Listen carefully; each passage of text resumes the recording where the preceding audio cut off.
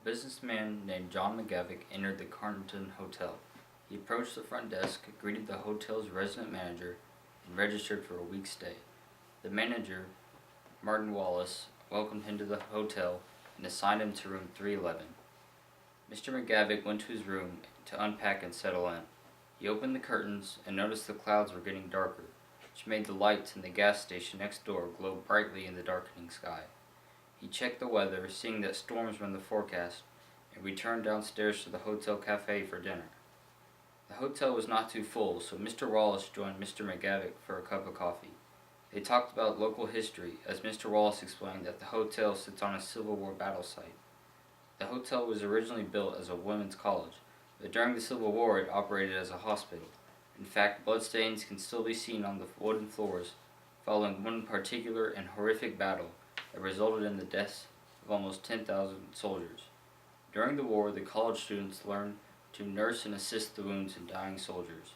Mr. Wallace explained that the diary of one of the student nurses described that while she was getting fresh water for her patients one evening, she heard a gunshot from one of the rooms, followed by cries of "Why is it so hard to die?" Tragically, the soldier died a slow death and passed away the following morning. Mr. McGavick listened intently to the stories, unaware that Mr. Wallace omitted the fact that the soldier died in room 311. Eventually, Mr. McGavick returned to his room, ready for a night's rest. However, in the middle of the night, he awakened to an explosive peal of thunder that nearly sent him running for cover. He remembered the weather report and drifted back to sleep, only to be awakened again by the same sounds.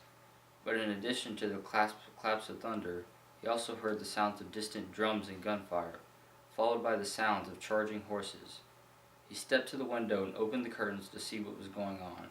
Instead of the glow of the gas station lights, he saw a Civil War battlefield. He rushed downstairs to find out what was happening, but as he entered the lobby, he found himself standing in a hospital instead. He spotted Mr. Wallace and saw that he was wearing a Civil War uniform.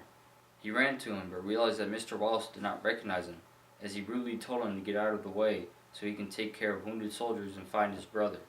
Mr. McGavick backed away, thoroughly baffled and confused. He quickly returned to the room to contemplate what he just saw. Did this really just happen? Was he in the middle of a nightmare?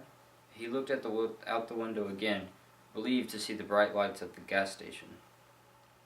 The next morning, Mr. McGavick went downstairs to the cafe for breakfast and described his nightmare to Mr. Wallace, who was fascinated at how vivid the dream sounded. They finished breakfast, and he wished Mr. McGavick a good day as he left to go to his business meetings. Mr. McGavick's meetings finished earlier than he expected that afternoon, so he went to the bookstore to find a book on local Civil War history. He bought a book that included the history and story of the Carnton Hotel and decided to have dinner at the local diner while he read his new book. One chapter included the story of the soldier who killed himself. The picture of the soldier looked eerily familiar, and he was surprised to see that the soldier's name was Will Wallace. What a coincidence, he thought, that the dying soldier shared the same family name as the hotel manager.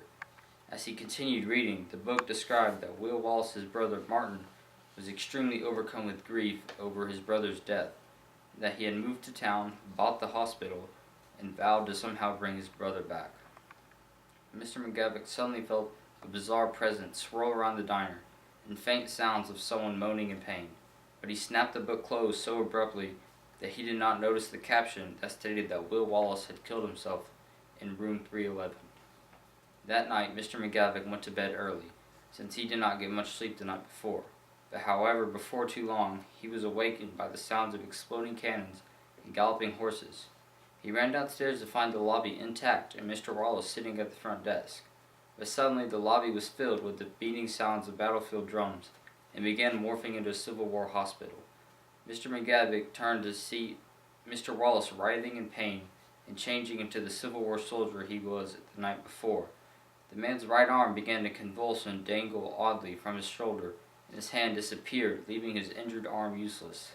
His right leg withered to half the size of his left leg, leaving him with a severe limp. Frightened for his life, Mr. McGavick ran through the hospital and out the front door. He found himself running through the battlefield, desperately trying to figure out where to go. Over the sound of the exploding cannonballs, he heard someone calling, "Will, Will, it's me, it's Martin." He saw Mr. Wallace waving to him, but his injured leg and shoulder prevented him from catching up. As he looked all around, he realized he had run into the crosshairs of battle. Then Mr. McGavick felt a sharp pain in his chest. He fell to the ground and listened to the beating of the drums as he cried out, "Why is it so hard to die?" Mr. Wallace sat with Mr. McGavick the rest of the night as both men moaned in pain. As the sun rose the following morning, Mr. Wallace slowly returned to the hotel lobby, saddened that his time with Will had once again been so brief. That afternoon, a businessman entered the Carnton Hotel. He approached the front desk and greeted the hotel's resident manager and registered for a week's stay.